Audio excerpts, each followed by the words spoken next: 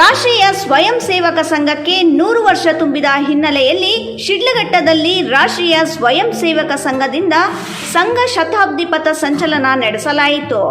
ಈ ಪಥ ಸಂಚಲನದಲ್ಲಿ ಭಾಗವಹಿಸಿ ಮಾತನಾಡಿದ ವಿಧಾನ ಪರಿಷತ್ ವಿಪಕ್ಷದ ನಾಯಕ ಛಲವಾದಿ ನಾರಾಯಣಸ್ವಾಮಿ, ಕಾಂಗ್ರೆಸ್ ಆರ್ಎಸ್ಎಸ್ ಅನ್ನು ನಿಷೇಧಿಸಲು ಹೊರಟಿದ್ದರಿಂದ ದೇಶದಲ್ಲಿ ಆರ್ಎಸ್ಎಸ್ ಸಂಖ್ಯೆ ಇನ್ನಷ್ಟು ಹೆಚ್ಚಾಯಿತು.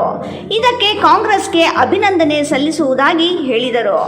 ಆರ್ಎಸ್ಎಸ್ ನೋಂದಾಯಿಸಿ ಸಂಘವೂ ಅಲ್ಲ, ಸದಸ್ಯತ್ವ ನೋಂದಾಯಿಸಿಲ್ಲ, ದೇಣಿಗೆ ಸಂಗ್ರಹಿಸಿಲ್ಲ ಎಂದ ಮೇಲೆ ಸಂಘದ ನೋಂದಣಿ ಪ್ರಶ್ನೆಯೇ ಬರುವುದಿಲ್ಲ. ಇಷ್ಟು ಕನಿಷ್ಠ ಜ್ಞಾನವೂ ಕಾಂಗ್ರೆಸ್ಗಿಲ್ಲ ಎಂದು ವ್ಯಂಗ್ಯವಾಡಿದರು. ಶಿಡ್ಲಘಟ್ಟ ನಗರದ ವಾಸವಿ ವಿದ್ಯಾಸಂಸ್ಥೆಯಿಂದ ಆರಂಭವಾದ ಪಥಸಂಚಲನ ಬಸ್ ನಿಲ್ದಾಣದಿಂದ ಕೋಟೆ ವೃತ್ತ, ಹೂವಿನ ವೃತ್ತ, ನಗರದ ಪೇಟೆ ಸೇರಿದಂತೆ ನಗರದ ಪ್ರಮುಖ ಮಾರ್ಗಗಳಲ್ಲಿ ಸಂಚರಿಸಿತು. ಪಥಸಂಚಲನ ನಡೆದ ಮಾರ್ಗಗಳಲ್ಲಿ ಅನೇಕರು ಪಥಸಂಚಲನದ ಮೇಲೆ ಪುಷ್ಪಾರ್ಚನೆ ಮಾಡಿ ಸಂಭ್ರಮಿಸಿದರು.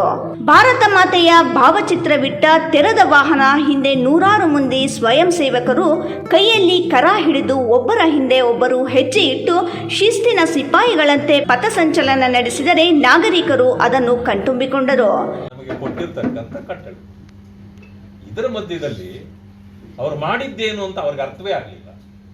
ಅವರದೇ ವೋಟ್ ಬ್ಯಾಂಕ್ ಆಗಿರ್ತಕ್ಕಂಥ ಮುಸ್ಲಿಂ ಬಂಧುಗಳು ಹಬ್ಬ ಹರಿದಿನಗಳಲ್ಲಿ ಯಾವುದೇ ಪರ್ಮಿಷನ್ ಇಲ್ಲದೆ ಬೀದಿಗಿಳಿದು ಮಾಡ್ತಿದ್ರು, ಬಂದ್ ಮಾಡಿ ರಸ್ತೆಗಳನ್ನ ನಮಾಜ್ ಮಾಡ್ತಿದ್ರು.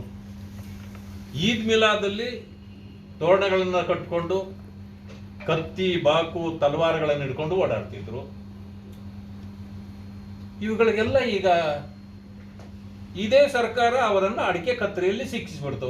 ಬಂದ್ರೆ ಏನೆಲ್ಲ ಕಳಿಸ್ಕೊಡ್ತಕ್ಕಂಥದ್ದನ್ನ ಗೊತ್ತಾಗುತ್ತೆ. ಇವತ್ತು ನಮಗೆಲ್ಲ ಸಂತೋಷ ಇದೆ.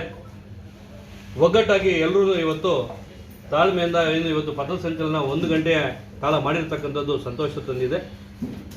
ರಾಜ್ಯ ದೇಶ ಒಗ್ಗಟ್ಟಾಗ್ತಾ ಇದೆ. ದೇಶ ಉಳಿತಕ್ಕಂಥದ್ದನ್ನ ಎಲ್ಲ ಮುನ್ಸೂಚನೆ ಇದೆ.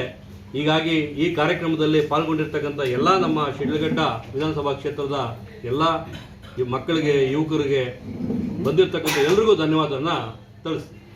ಪಾಷಾ, ರಾಯಲ್ಸ್ ಕನ್ನಡ, ಶಿಡ್ಲಘಟ್ಟ.